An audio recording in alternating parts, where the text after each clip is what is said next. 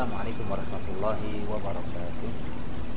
Mitra muslim yang dimuliakan Allah Subhanahu wa taala. Alhamdulillah, kita sudah 2 pertemuan membahas tentang sebagian dari hikmah perjalanan hijrah Rasulullah SAW yang mulia, dan untuk kali yang ketiga kita akan masih membahas dalam momentum hijrah ini. Mudah-mudahan bisa menjadi pelajaran, menjadi petunjuk cahaya bagi kita semuanya yang selalu diminta untuk berhijrah, mengingat tidak ada orang yang sempurna di muka bumi ini. Setiap kita salah jalan kita kembali, setiap kita berbuat dosa kita bertaubat, setiap kita ada di sebuah tempat komunitas yang tidak baik kita berhijrah darinya. Kali ini kita akan membahas tentang menyoroti tentang sebuah tantangan, tentang pengorbanan dari hijrah itu sendiri. Hijrah memang indah, tetapi tidak mudah. Hijrah itu mulia dan agung, tapi dia memerlukan pengorbanan yang tidak kecil. Mari kita lihat beberapa contoh dari kalangan sahabat Nabi Shallallahu Alaihi Wasallam, bahkan langsung pada Rasul kita Shallallahu Alaihi Wasallam. Kalau kita membaca para sahabat Nabi Shallallahu Alaihi Wasallam yang hijrah, tidak semuanya mulus, bahkan tidak sedikit yang mengalami masalah.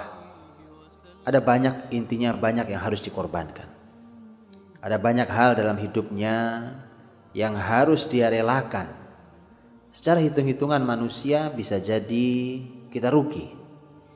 Secara hitung-hitungan manusia bisa jadi kita dianggap nol kembali. Tapi yakinlah bahwa tidak ada yang dirugikan oleh Allah Subhanahu wa taala dikarenakan membela syariatnya. Justru sebaliknya, kita akan dimuliakan karena kita memuliakan syariat Allah Subhanahu wa taala. Lihatlah bagaimana seorang Asma radhiyallahu anha, putri Abu Bakar As-Siddiq radhiyallahu anhu. Bukan hal yang sederhana. Kalau dia sekedar suruh menyiapkan makanan dan minuman untuk Nabi SAW dan ayahnya berbekal perjalanan, itu hal sangat sederhana. Tapi lihatlah, begitu Rasul dan Abu Bakar telah berangkat ke kota Madinah, maka kemudian Asma didatangi oleh Abu Jahal. Abu Jahal tahu bahwa Abu Bakar pun hilang dari rumahnya, maka diduga kuat dia pergi bersama Rasulullah Muhammad SAW. Dia bertanya pada Asma dengan bahasa yang kasar, "Mana ayahmu?" Asma tentu menutupi dan berbohong kepada musuh Islam, dan halal berbohong dalam suasana perang seperti ini. Asma mengatakan, "Saya tidak tahu ayah saya. Ayah saya di mana?" Maka Abu Bakar yang kejam, bengis, zalim itu menampar Abu Jahal yang kejam, yang bengis, zalim itu menampar Asma dengan tidak ada rasa kasih pada seorang wanita. Ditamparnya dengan kuat-kuat di mukanya sampai disebutkan lepaslah anting yang dipakai oleh Asma. Pengorbanan seorang Asma untuk menjaga hijrah. Dia harus berkorban dengan fisiknya. Bayangkan seorang wanita yang lembut ditampar oleh tangan laki-laki yang perkasa.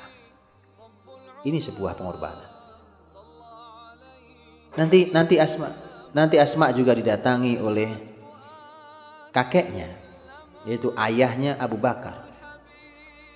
Didatangi, kemudian kakeknya yang sudah buta itu dengan tergopoh-gopoh kemudian datang menanyakan, "Kabarnya ayah kalian pergi? Apa yang ditinggalkan? Harta apa yang ditinggalkan untuk kalian?" Dia mengkhawatirkan cucu-cucunya termasuk Asma. Dan saat itu ayahnya Abu Bakar, kakeknya Asma ini belum masuk Islam. Asma seketika cekatan, dia mengumpulkan kerikil-kerikil dimasukkan ke dalam kantong, kemudian dia menenangkan sang kakek. Dia tidak ingin ayahnya menjadi bahan caci makian kakeknya, padahal ayahnya sedang melaksanakan sebuah ibadah mulia, yaitu hijrah. Maka Asma berkata pada kakeknya, "Kesini kek." Maka diraihlah tangan sang kakek yang buta itu, kemudian disentuhkan pada kantong yang sebenarnya berisi kerikil. Dan ternyata cukup ampuh karena sang kakek menduga benar bahwa itu adalah perhiasan yang berharga mahal. Sehingga sang kakek pun tenang kemudian mengatakan, oh kalau ayah kalian meninggalkan harta sebanyak ini maka tidak masalah.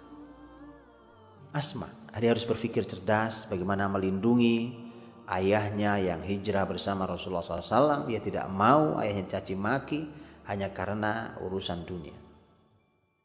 Pengorbanan, perjuangan. Begitu juga sahabat Nabi Shallallahu Alaihi Wasallam yang lain. Suhaib Ar-Rumi umpamanya. Suhaib Ar-Rumi adalah orang miskin yang saat dia masuk ke kota Mekah untuk kali pertama dalam keadaan tidak punya harta. Tetapi begitu ia memasuki kota Mekah, kemudian dia mulai berdagang dan Allah berikan kekayaan, ia menjadi kaya. Ketika ia ingin keluar hijrah, dan perlu diketahui bahwa Suhaib Ar-Rumi bukan orang Mekah, bukan orang Quraisy, sehingga tidak ada yang melindungi dia. Maka begitu dia ingin membawa hartanya untuk dibawa ke kota Madinah melaksanakan perintah hijrah, maka orang-orang Mekah mencegat Suhaib dan kemudian berkata, apakah kamu mau membawa hartamu? Tidakkah kau ingat kamu masuk kota Mekah dalam keadaan miskin? Maka Suhaib mengatakan, apakah kalau aku tinggalkan harta ini kalian bebaskan, kalian lepaskan saya untuk hijrah? Mereka mengatakan iya. Subhanallah. Harta yang dibangun dari nol itu ia tinggalkan. Tidak ada maknanya itu dibanding keagungan hijrah. Semua bisnis yang telah diupayakan itu, bisnis yang dengan susah payah ia bangun, itu kembali nol. Tapi itu di hadapan manusia. Itu kalau dinilai oleh manusia. Karena begitu Suhaib sampai di kota Madinah, Rasulullah Shallallahu Alaihi Wasallam melihat Suhaib dari kejauhan, Rasul berteriak, Rabihal ba'i ya Bayahya, Rabihal ba'i ya Bayahya. Beruntunglah perdaganganmu wahai Abu Yahya, beruntunglah perdaganganmu wahai Abu Yahya. Abu Yahya adalah panggilan untuk Suhaib. Jadi di mata Allah dan Rasulnya, perdagangan yang nol itu, upaya yang bangkrut itu ternyata dinilai beruntung. Jadi mari kita mulai memandang sesuatu dengan cara pandang Allah dan Rasulnya. Karena tidak sulit buat Allah Subhanahu wa Ta'ala untuk mengganti semua itu, sederhana sekali. Bukankah semua kekayaan langit bumi ada di tangan Allah Subhanahu wa Ta'ala? Apalagi hanya kekayaan kita yang tidak ada apa-apanya, kemudian Allah dengan mudah mengembalikan itu kalau kita hijrah karena Allah dan Rasulnya. Abu Salamah punya kisah yang berbeda radhiyallahu anhu. Ketika ia berniat hijrah, maka dia ajak istrinya dan anaknya yang masih bayi. Begitu dia ingin mengajak istrinya, ternyata ia dicegat juga oleh keluarga besar istrinya. Begitu Abu Salamah berniat untuk melaksanakan hijrah, maka dia dihalangi. Istrinya tidak boleh dibawa oleh keluarga besar istrinya. Kemudian setelah itu anaknya Abu Salamah yang masih bayi pun dirampas oleh mereka, dan silahkan Abu Salamah pergi sendirian. Melihat perbuatan itu, maka keluarga besar Abu Salamah marah. Akhirnya mereka mengatakan kalau istrinya Abu Salamah diambil, silahkan, itu anak kalian, tapi anaknya Abu Salamah harus dikembalikan karena itu anak kami juga. Maka terjadilah perebutan. Bayangkan seorang bayi, tangannya tarik kanan, tarik kiri, tarik kanan, tarik kiri, sampai kemudian terjadi adalah bahkan disebutkan bahwa tangannya kemudian cacat. Subhanallah, Abu Salamah seorang diri, dia harus berangkat pergi meninggalkan istrinya, belahan jiwanya, buah hatinya ia tinggalkan demi hijrah. Begitu seterusnya. Inilah beberapa contoh dari betapa hijrah memerlukan sebuah pengorbanan. Dan puncak contohnya adalah Rasulullah Muhammad sallallahu alaihi wasallam. Rasulullah Muhammad sallallahu alaihi wasallam bukan hanya pengorbanan yang sederhana, tetapi taruhannya adalah kepala Rasulullah sallallahu alaihi wasallam dihargai 100 ekor unta oleh orang-orang Quraisy.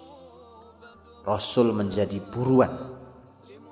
Rasul tiba-tiba menjadi orang yang dikejar-kejar. Bukan hanya oleh orang Quraisy, karena orang-orang Quraisy dengan sangat lancang mereka membuat sayembara bagi siapapun yang bisa menemukan Muhammad hidup atau mati, memberitahukan di mana Muhammad, maka ia berhak mendapatkan 100 ekor unta. Tentu kekayaan yang tidak sedikit, 100 ekor unta. Kepala Rasul kita dihargai dengan 100 ekor unta. Ini semuanya adalah pelajaran yang amat mahal buat kita semuanya. Betapa ternyata hijrah memerlukan pengorbanan. Hijrah memerlukan kekokohan. Hijrah memerlukan keimanan. Ada di antara kita ketika harus berhijrah, mungkin dari sebuah tempat yang tidak baik, mungkin dari sebuah komunitas yang tidak baik, mungkin dari tempat pekerjaan yang tidak baik, mungkin dari kebiasaan, tingkah laku, akhlak yang tidak baik, mungkin dari dosa-dosa yang digandrungi dan menjadi candu. Ini semuanya memerlukan pengorbanan.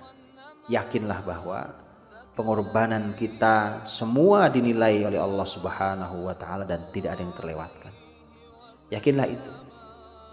Dan yakinlah bahwa mudah sekali buat Allah Subhanahu wa taala menggantikan bahkan lebih baik daripada yang kita tinggalkan. Para ulama bahkan membuatkan sebuah kaidah menarik buat kita untuk mengingat-ingat kalimat ini sebagai penguat bagi siapapun di antara kita semua yang sedang berupaya untuk hijrah dari ketidakbaikan menuju kebaikan. Yang pasti memerlukan perjuangan, pasti tidak mudah, pasti memerlukan pengorbanan. Para ulama mengatakan bahwa man taraka syai'an lillahi awadahu Allahu khairan minhu. Siapa yang meninggalkan sesuatu karena Allah, maka Allah akan menggantinya dengan yang lebih baik dari yang ditinggalkannya. Subhanallah, kalimat yang luar biasa. Bahwa kita meninggalkan apa? Kalau seorang Suhaib meninggalkan semua bisnisnya, Asma berhadapan dengan orang yang sangat zalim, Abu Salamah harus meninggalkan keluarganya, Rasulullah SAW dihargai kepalanya, Abu Bakar As-Siddiq dengan semua pengorbanannya, bahkan dia pun bertaruh nyawa. Begitu seterusnya, semua sahabat punya tantangan masing-masing dan diperlukan pengorbanan dengan cara yang berbeda-beda sesuai dengan keadaan dan posisinya. Tapi semua yang ditinggalkan, semua yang direlakan karena Allah, Allah akan menggantinya. Bahkan lebih baik dari yang ditinggalkan. Itulah di dalam Al-Qur'anul Karim, dalam Al-Qur'anul Karim Allah Subhanahu wa taala selalu bahkan seringkali mengait hijrah itu dengan dua hal, yaitu iman dan jihad. Di dalam banyak ayat Allah Subhanahu wa taala menyebutkan kata iman, kemudian hijrah, kemudian jihad. Karena tanpa iman orang mustahil hijrah. Maka orang harus punya iman dahulu. Siapa yang mau meninggalkan sebuah penghasilan perekonomian, apalagi kalau dia berpikir bahwa ia memiliki anak sekian, kebutuhan semakin mahal, dia punya keluarga, tapi dia sadar tempat kerjanya adalah tempat kerja yang penuh dengan syubhat atau mungkin bahkan tempat kerja yang haram.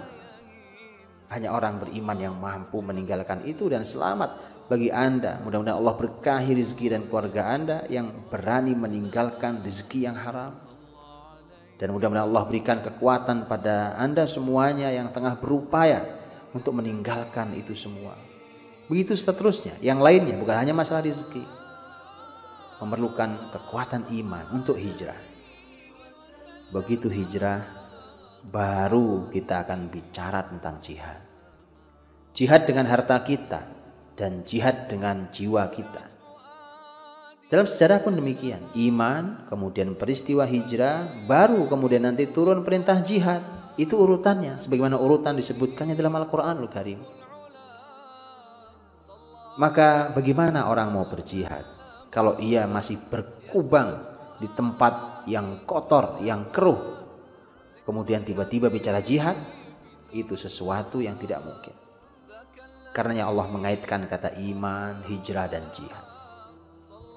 Mari kita renungi satu ayat sebagai penutup kita, surat Ali Imran ayat 195. Jadi Allah Subhanahu wa taala menjanjikan janji yang luar biasa dan sesuai dengan pengorbanannya. Semakin berat pengorbanannya, semakin besar pahalanya, ini sesuai. Dan ini menunjukkan betapa hijrah adalah sebuah amal yang amat besar dan mulia. Lihat janjinya. Falladzina hajaru wa ukhriju min diyarihim wa udzu fi sabili wa qatalu wa qutilu la ukaffiranna anhum sayyi'atihim wa la udkhilannahum jannatin tajri min tahtihal anhar thawaban min indillah wallahu indahu husnul thawab. Maka orang-orang yang hijrah dan diusir dari negeri mereka, disakiti di jalanku, subhanallah. Kita tadi mendengarkan kisah betapa banyak bermacam-macam mereka disakiti di jalan Allah Subhanahu wa taala. Kata Allah, mereka disakiti di jalanku. Mereka memerangi, mereka dibunuh bahkan. Aku akan mengampuni kesalahan-kesalahan mereka dan pasti aku masukkan mereka ke dalam surga-surga yang mengalir di bawahnya sungai-sungai sebagai balasan dari sisi Allah. Dan Allah di sisinya memiliki tempat kembali dan balasan yang baik. Cukuplah ini sebagai janji dari Allah Subhanahu wa taala untuk siapapun di antara kita yang sedang bertekad untuk hijrah. Mari kita tekadkan untuk hijrah. Memang dia perlu pengorbanan, tapi yakinlah pahalanya begitu agung. Yakinlah apa yang kita tinggalkan pasti diganti Allah, bahkan lebih baik dari yang kita tinggalkan.